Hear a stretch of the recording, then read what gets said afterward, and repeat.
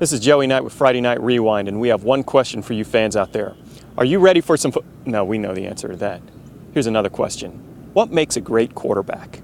You know, that's a good question. He's a competitor. Controlling the clock and moving the chains. Wanting to be the best quarterback. Weapon with his feet. A little bit more diverse. Strong arm. Work ethic. Very smart. Being able to win. A touch on the ball. Delivers the ball in the right place. Unselfish. He's the captain of our team, and his teammates have picked him.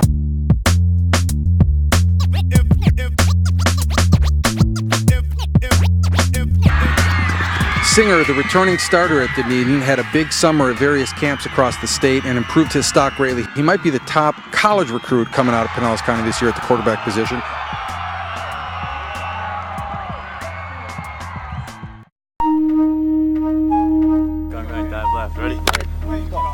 Madison Burr from golf. He passed for more than 1,200 yards, ran for nearly 400, had 54 tackles and 3 sacks as a linebacker/safety, and averaged more than 40 yards a punt. Kid's got it all.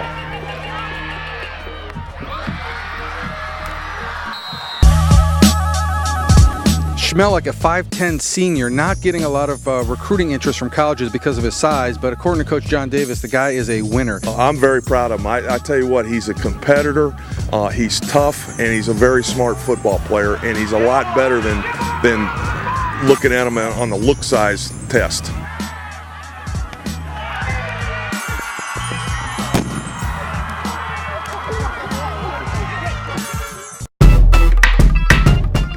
Eveld is a pure pro-style quarterback, 6'5". Last year he threw for nearly 1,000 yards, 5 touchdowns, but his top target from last season, Eric McGriff, is now at Kansas, so he's got to find some more proven receivers to whom to throw.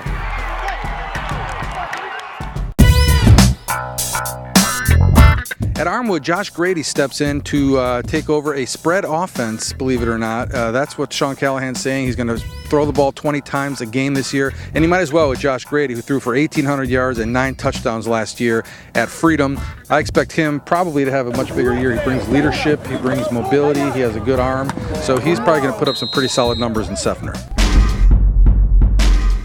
You might remember last year he stepped in for 7 games, replacing Aaron Murray when he got hurt, and was pretty good. 1,700 yards, 19 touchdowns, and a win over Armwood.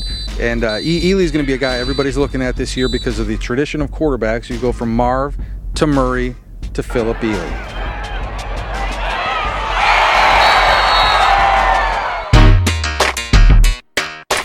Over at Alonzo last season, C.J. Bennett threw for more than 3,000 yards, which only stands to reason, Cody, a short pass is the same as a handoff at Alonzo, which throws every down, but that's to take nothing away from C.J. Bennett. Division I schools have taken notice. In fact, he is already committed to the University of Wyoming.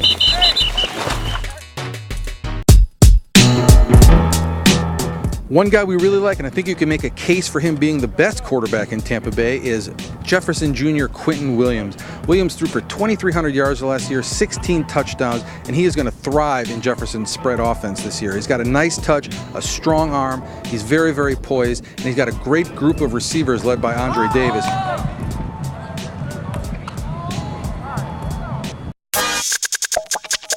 Austin is entering his 3rd season as a starter for the Terriers. He threw for nearly 1,600 yards, ran for nearly 900 in 2008. Over the summer, he led Hillsborough to a 7-on-7 title at the massive Sling and Shoot over at USF. We don't lend a lot of credence to those 7-on-7 tournaments, but Earl Garcia was quick to note that Austin threw only 1 pick in more than a dozen games over there.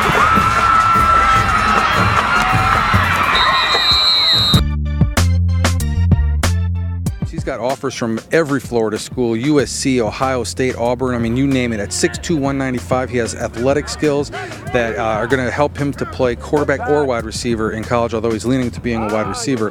Last year, he completed 65% of his passes for 1,200 yards and 14 touchdowns, but he also rushed for 656 yards. I mean, there's some publications and some websites that don't even rank him as a quarterback. They just put him in there at wide receiver and amongst the top wide receivers in the country.